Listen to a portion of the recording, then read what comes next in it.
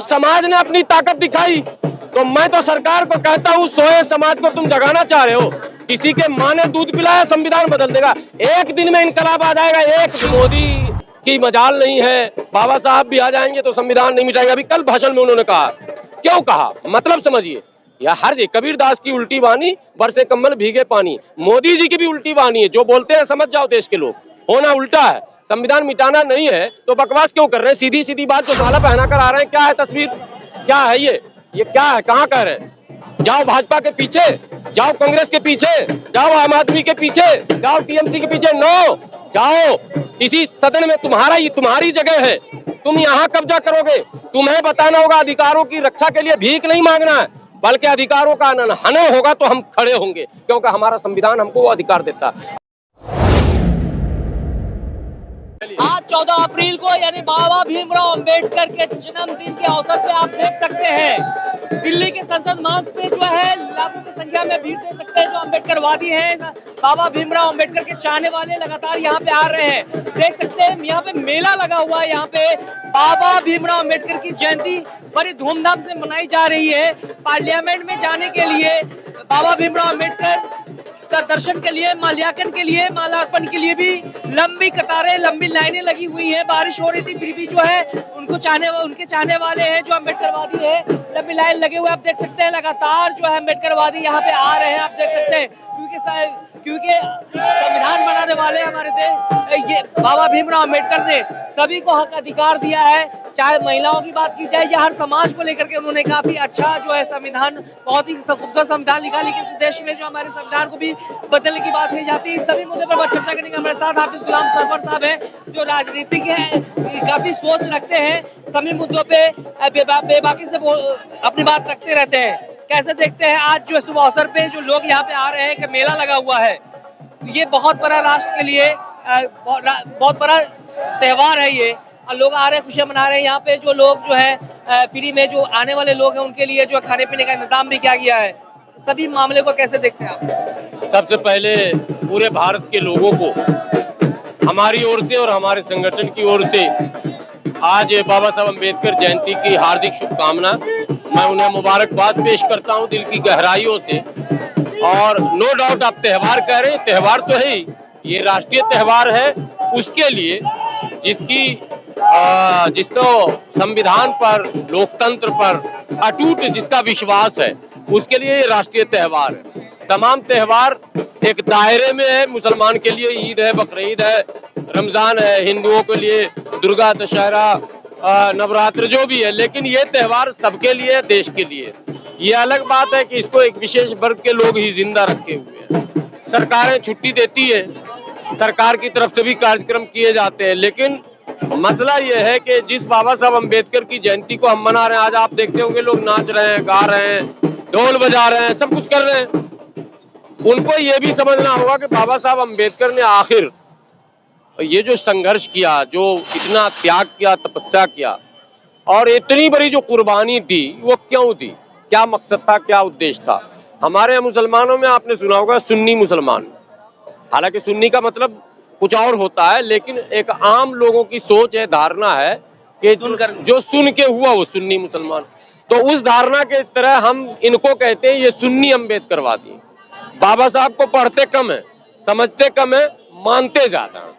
अब मानने में क्या होता है कि क्या मानते हैं, बस वही जो है मामला बिगड़ता है। तो दूसरे मानने वाले कुछ गलत बता दिया तो उसको भी मानने लग गए। तो समझने पढ़ने वाले लोग हैं, खुद से समझते हैं कि क्या सच्चाई है, क्या उन्होंने संदेश दिया। यस, पहले बाबा साहब को पढ़ना होगा, और पढ़ेंगे तो समझेंगे उनके त्याग को, उनके बलिदान को, उनके आखिर वो क्यों किया उन्होंने इतना बड़ा काम, क्यों सब कुछ छोड़ दिया, क्यों पूरा घर खानदान, मतलब कभी चिंता नहीं की कि क्या होगा, बच्चे का क्या होगा, पत्नी का क्या होगा, घर का क्या होगा, कभी नहीं सोचा। लगे रहे, क्या क्या नहीं झेला उन परिस्थितियों में, जब लड़ना, संघर्ष करना एक बहुत बड़ी चुनौती थी। आज तो कुछ नहीं, आज तो बटन दबा के हम उलट देंगे, लेकिन कल जब बटन दबा के नहीं, लड़के संघर्ष करके। एक बहुत बड़ा इतिहास का पाठ है, महार आंदोलन, पानी के लिए बाबा साहब को आंदोलन क्या था मामला। अभी आप इस पूरे मेले में घूमिए, हजारों लीटर पानी फेंक दिया गया होगा, वही पानी है ना जिसको पीने से जानवर पी सकता था, सूअर, कुत्ता, बिल्ली, भैंस, गाय सब पिएगा, इंसान नहीं पिएगा। यही तो थी लड़ाई, यही तो आंदोलन हुआ था। जो जिस व्यक्ति ने हमें पीने का, खाने का, पहनने का, पढ़ने का, घूमने का अधिकार दिया, उस व्यक्ति को सिर्फ माला डालकर हम संतुष्ट हो जाएंगे? नहीं, उस व्यक्ति के सिर्फ माला डालेंगे और उनके आदेशों और आदर्शों पर ताला डालेंगे। यहाँ एक गैंग काम करता है जो बाबा साहब के जीवनी को गलत रूप से प्रस्तुत कर रहा है। जब उन्होंने कहा शिक्षित बनो, संगठित रहो, संघर्ष करो, आज हम विघटन की ओर हैं। शिक्षा से हमें दूर किया जा रहा षड्यंत्र के तहत। संघर्ष कैसे करेंगे जब हम पढ़ेंगे ही नहीं, संगठित नहीं होंगे तो संघर्ष क्यों करेंगे, कैसे करेंगे? और संघर्ष करने कौन देगा? दिया जा रहा है क्या? आंदोलनकारियों को जेल भेजा जा रहा ना। संघर्ष क्या है? आंदोलन ही तो संघर्ष है। लेकिन नहीं, हालात जो बनाए जा रहे हैं वो ऐसे बनाए जा रहे हैं कि धीरे धीरे अंबेडकरवाद को ही गलत ढंग से प्रस्तुत कर दिया जा रहा। लेकिन भीमराव अंबेडकर ने तो सभी को शिक्षित होने का, संगठित रहने का, संगठित होने का जो है उन्होंने इशारा दिया है। लेकिन लोग आज भी जितने अंबेडकरवादी हैं, कहीं ना कहीं देखा जाए तो असंगठित है। यही वजह है कि लगातार जो संविधान पे जो वार किया जा रहा है, संविधान बदलने की भी बात कही जाती है। इसको कैसे देखते हैं आप? देखिए, बाबा साहब अम्बेडकर की एक बहुत प्रसिद्ध किताब है, बाबा Saheb Ambedkar writing and speeches. ये बुक्स कोई आम लोगों ने, सरकार ने प्रकाशित किया है। बाबा Saheb Ambedkar writing and speeches के जितने वॉल्यूम हैं, उन सारे वॉल्यूम को आप पढ़ें, 1, 2, 3, 4, 5, कोई पढ़ ले सही से, उसको समझ में बात आ जाएगी कि उन्होंने कहा क्या है, अपने मानने वालों से क्या कहा है। मेरे मानने वालों, तुम्हें क्या करना है? भाजपा का झंडा ढोना है, कांग्रेस का झंडा ढोना, आम आदमी का झंडा ढोना, ये कहा क्या? आपको कहा क्या है? तो जो बाबा साहब ने कहा वो तो हम कर नहीं रहे, और फिर हम रो रहे हैं कि मेरा संविधान मिटाया जा रहा। किसके माँ ने दूध पिला दिया कि संविधान मिटा देगा? जितने भी लोग हैं जो सुन्नी अंबेडकरवादी हैं, अगर वाकई में पढ़ करके समझ करके अंबेडकर होंगे तो मेरे ख्याल से इस देश में अंबेडकरवादियों का जो है हुक्मरानी होगी। मैं ये टर्म्स दे रहा हूँ और मैं इस पर काम भी कर रहा हूँ।